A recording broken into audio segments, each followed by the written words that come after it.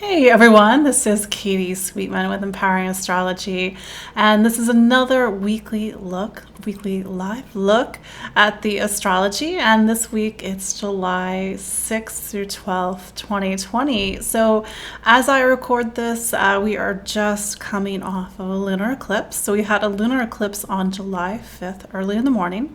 At least here on East Coast time. It would have been late July 4th on Saturday.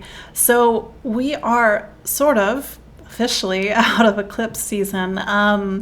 This eclipse that we had in Capricorn yesterday, it sort of brought us to the end. We've had 3 so far, and this normally it's 2, but this eclipse season had 3. So we started this eclipse season on June 5th, and so with a lunar eclipse in Sagittarius, that lunar eclipse is ushering in a new story, one that's going to unfold and play out into the end of 2020. The thing about stories, especially when you start a story, you don't really know where the story is going. You're sort of looking for clues and a sense of plot, a sense of characters. So what's happening, or what happened rather, in June, we're still getting a sense of where things are going. This was an eclipse in Sagittarius, so it was about faith and wisdom and truth and convictions and standing up for what you believe in, and that certainly was very much a part of our experiences in June. And then we had a solar eclipse on June 21st, and this eclipse was right on the solstice, and so it was telling us that over the next 6 months we're really going to be working through this energy of new beginnings. The solar eclipse was in Cancer, so it's saying that it is very important that we care and feed and nurture ourselves right now. That's sort of the stage. And that is a metaphor that I've been using for a while, and certainly throughout this eclipse season, to explain what's happening.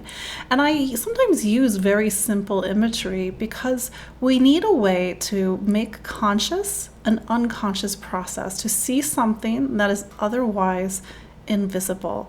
And if we just mention, eclipses happen, eclipses change, eclipses bad, not always bad, sometimes eclipses very good, we can get into let's say, a negative mental space. But if we sort of take a step back, get grounded, get calm, and just sort of see it from an observer standpoint, then we can see that eclipses, they bring in new stories. They close one act and they open another. So this eclipse on June was sort of almost like the curtain coming up on one act, and then these 2 eclipses that we just had on the 21st of June and also the 5th of July was like bringing the curtain down on another act. And this is an act that's been unfolding since July of 2018. It was all about this dynamic between Capricorn and Cancer, between the exterior world and the interior world, between a responsibility and duty, but also how do we feed ourselves? How do we get the softness that's needed? Otherwise, it's just too heavy. It's too Capricorn. Everything needs balance. So maybe you're seeing some connections going back a couple of years, and that's sort of this thread that's been running through our experiences of late. But meanwhile, we've got this other new story that we don't quite have a lead on. We can just start to pay attention when we know that the eclipses are going to start going into Gemini and Sagittarius. So it's more about ideas, information, beliefs, convictions, standing up for what you believe in, faith. And sometimes the things that we put our faith behind that maybe is problematic. So these are themes that are going to start to wind their way into next year. Just a little astrology FYI, we're going to have eclipses in 6 months. So yes, every 6 months we'll have eclipses. And so there will be a lunar eclipse on November 30th of 2020. It will be at 8 degrees of Gemini. And then we will have a solar eclipse on December 14th of 2020, and that will be at 23 degrees of Sagittarius. And if you are a Gemini, if you are a Sagittarius, if you have angles or major planets in Gemini or Sagittarius, your life is sort of taking a different turn. You know, when I was writing about the eclipses, and I read your comments, and people were afraid. And I'm not, eclipses are definitely something to watch, but I don't want any of you to feel afraid. It's how do you look at this from a little bit more, I don't know, this is just my suggestion. How do you look at this more from an observer standpoint? Yes, it's your life. Yes, you are living it. And what can you then choose from what you are seeing and what you're living and what you're experiencing?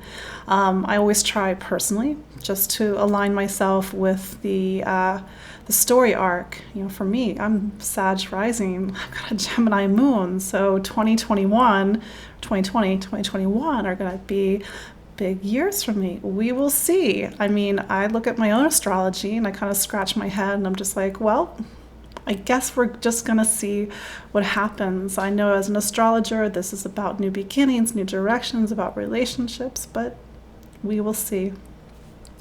One of the things that happened just a few days ago was Saturn went back into Capricorn, and I talked about this on my last video.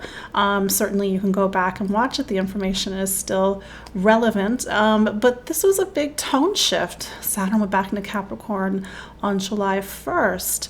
And it's a time when we have to, I keep talking about how we are sort of one act, the curtain is coming down on another act, but in a way we're still in this time with the eclipse that we just had in Cancer and Capricorn, and now Saturn is back in Capricorn. It went into Capricorn on July 1st, and it will be in Capricorn until December 17th of 2020. So I've said this before, I'll say it again just for continuity. Think back to where you were at the very end of 2017, at the beginning of 2018. What was going on? I can tell you exactly what I was doing. I was still at my non-astrology day job, but I sort of knew the writing was on the wall, and some events happened and things started to move and to shift. And fast forward, here we are. Here I am, and I do this full time. So this is what eclipses do. This is what Saturn does. Eclipses, they move the narrative. Saturn says, hey, what did you really come here to do? Was it to sit in a cubicle in Manhattan? Or was it to do this? Was it to share your truth, share your wisdom with a bunch of strangers across the internet? Thank you very much. And I should also shout out to those that are watching the replay on YouTube or Spotify or IGTV. I see some familiar faces in the chat. I also see Joanna, who was also a former colleague of mine. Very nice to kind of see some familiar faces again and again. And I really do appreciate each and every one of you, because you have made this transition possible. I can tell you it is one of the scariest things I've ever done, is to sort of make that leap of faith.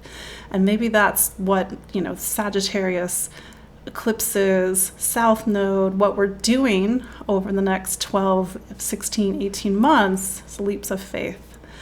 What do we really risk and to gamble on and bet on ourselves? I bet on myself.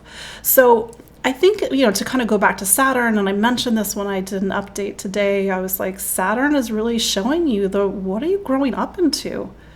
What's the role that you are going to play, or at least the possibility that you are going to play in the world. And I've said this before, I'm kind of a Saturn evangelist. I have deep respect for Saturn. It's not an easy planet, but I get it. I get its long game. I see what it's trying to do. It's saying, hey, Katie, hey, person watching, you have this potential to grow up into XYZ, whatever that is for you, because each and every one is different. And so Saturn is going to push, it's going to deny, it's going to make you sweat, it's going to make you doubt yourself, because nobody steps into something and just It just happens. It has to be this process of exertion and time and building and working.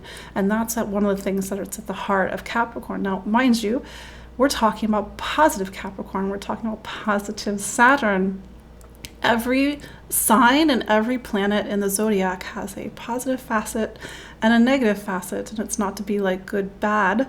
It's more like the part that creates and the part that destroys. So we're connecting to positive Saturn. We're connecting to positive Capricorn. That's not to say that there aren't times when we do feel the heaviness, the limitation, the strife, the imprisonment sometimes of Saturn, and we doubt ourselves. We can really truly get into a hole with Saturn, but there's a work that can be done, and this is why I think it's so important to know where our Saturn was when we were born, and to know what our potential is of what to grow up into.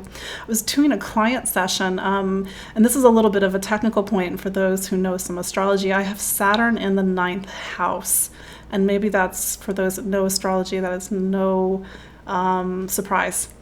And what I've noticed, especially with Saturn going back into Capricorn a few days ago, where it suddenly just feels like everything is just super duper serious after, not that Aquarius, not that COVID and the pandemic wasn't serious, but it was a different energy. Saturn was in an air sign, Aquarius. Now it's back in an earth sign. Physicality, manifestation, bones, teeth, what we can feel. It can be a heavy and dense energy. And I just noticed the shift, and it just suddenly, I kind of got a lot of more responsibility given to me. I was, asked to kind of work more with people and to do all these things. And I'm just thinking, there's only 24 hours in the day. I have to make sure I sleep. And by the way, I only sleep like 6 hours anyway. I need to make sure I feed myself, that I still become a functional human being. And I'm just thinking, how can I do this all? And then I was working with my client today who also had Saturn in the 9th. And I'm like, yeah, you're growing up to be a teacher and a mentor. And I just was like, oh, right. Now everybody wants me to be a mentor. And I'm literally becoming Saturn. And that's the whole point. We are to become Saturn. And whether we do this at our first Saturn return, we do this at our second Saturn return, that is the highest potential of our Saturn. If you have Saturn in the 10th house, you're trying to become Saturn in the world, for example. You're trying to be the leader, the authority, positive Saturn, mind you. Somebody that sets a high bar, that has good integrity, somebody that you look up to as a positive figure of authority. Positive Saturn in the 10th house. This is just for example. So you might know your own chart. You might, because I know a lot of you actually do know some astrology. And Saturn is somewhere in your chart, and you might be scratching your head and just like, what am I supposed to do with this Saturn in the 2nd house? It kind of sucks. It's like money and like value, and that seems to be a sticky point for me. That's the point. I wish it were easier. Alas, we are in manifestation, we are in physicality, we are sort of under Saturn's rules, why we are in a physical body. So we have to play by Saturn's rules. This is why I'm just like, just do what Saturn wants. And it's a lot easier. I'm not saying it's easy. It's just not as difficult. It can be certainly very exhausting. I just remembered when we had like 6 planets in Capricorn at the very beginning of this year. It just felt like time dragged on. It was so heavy. So I know that this is not to kind of rose-colored glass and to gloss over that there is another side to Saturn. There is another side to Capricorn, and we certainly have seen that other side with Pluto in Capricorn since 2008. Pluto will still be in Capricorn until 2023, 2024. So we're looking at the shadow of Capricorn, and we have been for the last 12 years, so that we can transform, tear down, rebuild the negative structures that imprison, that hold back, that suppress, that oppress, so we can build something very new. Pluto and Capricorn. So if you felt that shift, if you felt Saturn sort of asking you, okay, what are you going to do with your life? Saturn, that's kind of what Saturn does. It's almost like that parent that's like, what are you going to do with your life? And we're meant to have those check-ins with our life and check-ins with our progress. And one of the reasons I sort of made my transition into this work full time is because I knew that if I'd gotten hit by a bus in Manhattan, I would have had a lot of explaining to do. They being my spirit guides, their bosses, they would have been like, you knew exactly what you came here to do. What happened? And I would have been like, I was afraid. And then they would say, not good enough, do it again. So I don't want to have to come here and do this again. I'm sure I'll have other things to come back and do, but I don't want to live all the hard work and all the pain and suffering to get to this point. I hopefully have learned a lot of lessons, and I will continue to learn a lot of lessons, which I am sharing with you all. But Saturn has sort of sat us down right now. Saturn has gone back to the sign that it was in 2018, 2019. And if you are unsure what area of your life that is, I put a link. It should hopefully be in the show notes. Saturn and Capricorn, sign by sign. And that's the area. It might be money. It might be relationships. It might be career. It might be faith. It might be health. And those are the areas that Saturn really wants you to do better, to step up, to be the boss of that part of your life. And it's always going to sort of thread back to where Saturn was in the sky. So Saturn has been in my money house the past 2 years. That's been very fun, not really, but I get what Saturn was doing. Saturn is like, what do you really value? Do you value yourself? What do you really need? And maybe those who had Saturn and Capricorn in the second had to get very lean. So I'm just giving you some different perspectives. And like I said, it's a little bit of a simplistic visual to think of somebody sitting down with us and sort of going over the receipts with us. And that can be, of course, very intimidating. But I think if you play with this idea of somebody going through the plans with you, the blueprint of your life, make this a meditation. Make this something that you do maybe with your morning pages or your walk around the neighborhood, get some fresh air. Like, what do you think the master plan was? And who's going to hold you accountable? If you can't hold yourself accountable, then Saturn certainly will. So you can spend this week in a very positive way with Saturn, really rechecking in on the plan. And so maybe Saturn's like, great, fantastic. I'm going to give you 5 more things to do, but there's still only 24 hours. You don't need to sleep, right? Or Saturn's like, look, we've got 5 more months of Saturn and Capricorn, meaning Saturn won't return to Capricorn until 28, 29 years from now. I cannot do the math. I'm going to let you all do the math at home. And so how do we make the most of the next 5 months? Because if you and I both know anything, once time is gone, you cannot get it back. We're living very different lives in February, and that's something that my guide said to me, my spirit guide said to me. They said the people that we were in February, they don't exist anymore. The lives we had in February don't exist anymore. So what are we going to build? What new things are we going to build in this time? So sit down with Saturn this week. Sit down with yourself. You can Google, where is my Saturn? You don't need to know your birth time, but of course you need to know your birthday because it's very specific to the day that you were born. Sit with the type of lessons where I work with me. I'm a professional astrologer. And how can you make the most of the next 5 months until December 17th of 2020. Good Lord, I don't even know what day it is anymore. And how do you step up? And Saturn loves goals. It says, okay, what is your goal for December? Where do you want to be? Do you want to have your relationships rock solid? Do you want to have your health rock solid? Great, let's set a plan. And so that you're going to work. And then there's going to be points throughout the next 5 months where Saturn sort of checks back in on your progress. So we'll have that maybe in a few months from now when we have eclipses, we have new and full moons in September, when we have them in Libra and Aries, so making a cross to Saturn.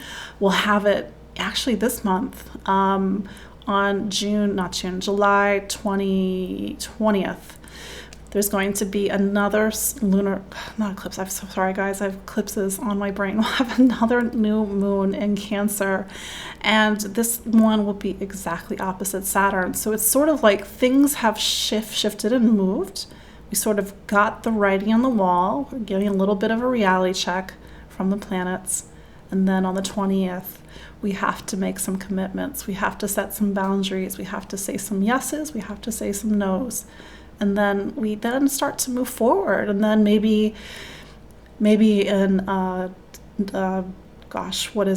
September, we have a check-in with Saturn, or maybe, going to the end of the year, we had another check-in with Saturn. So that's what I want for you all. That's me being a little bit of a Saturn, evangelist. I realize it's not the most popular planet. I know you all think I'm a bit crazy, and I see the comments, and I know you guys are concerned or afraid or what's going to happen, and I'm like, Saturn just wants you to work with it and to take measurable action. Saturn, I wrote about this on Instagram today. Saturn is exalted in Libra. This is a little bit of an intermediate point, but the exaltations really give you some insights into the planet from a different perspective, meaning Saturn exalted in Libra does its best work in the sign of partnership, balance, and harmony. Saturn wants partnership, balance, and harmony. Get yourself a buddy to help you. Get yourself an accountability, a partner. Get yourself a coach. Create more balance, create more harmony with this Saturn over the next five months.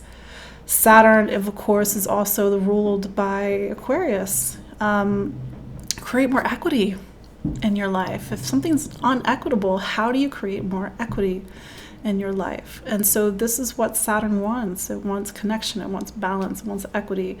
It just wants us to commit to a path. So yes, that's just real talk. But you can go a long way with Saturn. And so if your promise, the potential of your life was to be Saturn, to be a mentor, or to master a certain part of your life. And I know that there are hard Saturn lessons. If you have Saturn in the 8th house, and you know about hard lessons. If you have Saturn in Scorpio, you know about hard lessons. So what do you do with it? And then you'll get to your second Saturn return, and then you have to sort of demonstrate that you've mastered it all. So yeah, I kind of went on a little loving Saturn rant, just because I think we can do a lot with our Saturn in a positive way over the coming days, coming weeks, coming months, and coming years. 'Cause Saturn has these 29-year arcs of time. So this week we are also wrapping up Mercury retrograde. So classic Mercury retrograde, just double check everything, double check the fine print, double check your conversations. Is there miscommunication? Mercury has been in Cancer. It's been in Cancer since May. I have to go back and look. And when Mercury, I think it's the end of May, when Mercury is in Cancer, ideas, communication, information, it's running through this filter of emotion, of nostalgia, of the past, of sensitivity. And we're not really thinking objectively when Mercury is in Cancer. We can't really see things clearly because we feel very sensitive, and we kind of, somebody says something to us and we immediately go back to the past. So it's possible that a lot of stuff has come up about Mercury retrograde since June. I forget what day it turned retrograde. So this week, just give yourself some patience. Give other people some patience. If you have old memories, old feelings coming up, sit with it, see where it's coming, follow the threads. Mercury retrograde is a natural time every 3 months. Happens 3 to 4 times a year, where we have to integrate, where we have to reflect, we have to get new perspectives, can't always move forward. In fact, Mars will turn retrograde. This is a little bit down the line. It'll turn retrograde in September. So I know right now I was doing like the Saturn talk with you all. And if you feel overwhelmed, know that Mars is in Aries right now. You have a lot of power and motivation at your disposal, but do keep in mind that Mars will go retrograde in September, so we can't, there'll be a time when we have to take a second look at how we take action, how we don't take action, how we overuse our Mars, how we underuse our Mars. But right now we're in Mercury retrograde, so it's how we use our voice, how we don't use our voice, how we communicate, what we choose. Do we need new choices? And then Mercury turns direct on July 12th. And then, the idea is that you kind of give it a few days. So if you've been sort of waiting to do anything big while Mercury is retrograde, just kind of give it a few days. The classic wisdom is that you don't make any huge commitments while Mercury is retrograde, but sometimes you have to. It's just life. But you might see some different perspectives. But, we've sort of been coming out of, we had Venus retrograde, so that's direct. But that's like the big thing about the astrology this week. I think it's important to understand that even though we are out of eclipse season, things are still moving. Things are still shaking. We're still kind of getting what I call milestones, those kind of events, those conversations, those meetings that sort of send us in a slightly different direction. It is very classic astrology that you see eclipses start to unfold and manifest even a month later. Usually it's what's called a planetary trigger happens, the moon or something else happens. It's also not uncommon for eclipses to manifest a month before. So you might have seen your eclipse story back in May. But that's it for me this week. Do Saturn proud is my sort of parting advice. Like I said, Saturn just wants us to grow up and to become the best thing that we can become and to contribute something to this world. And I hope that is something positive for you all. Maybe this helped you to look at Saturn differently and even to look at this Capricorn full moon that we had yesterday. So just set healthy boundaries, say no, bring some balance to your life, create some equity. No big deal. You can do it. So again, you can watch this on YouTube, on Instagram, IGTV, and on Spotify if you are looking for other avenues in which to watch this. But I think each and every one of you who have watched live, I always love to hear where you are kind of watching from. I know we had a bunch of people from Australia last time, so I think that's pretty neat that you all are kind of waking up and getting ready for your day and listening to me. But in the meantime, stay safe, be well. Again, my name is Katie Sweetman. I'm an astrologer and psychic medium here in Brooklyn, New York. I work with clients. Many of you actually watching are my clients, and what I do is kind of connect you to your higher potential in the chart and how do you start to see yourself and your life and your choices in a very different way, but also, of course, doing your healing work and your transformation work. So until next week, you can also sign up for my newsletter. I have a bunch of links in the show notes, but until next week, bye.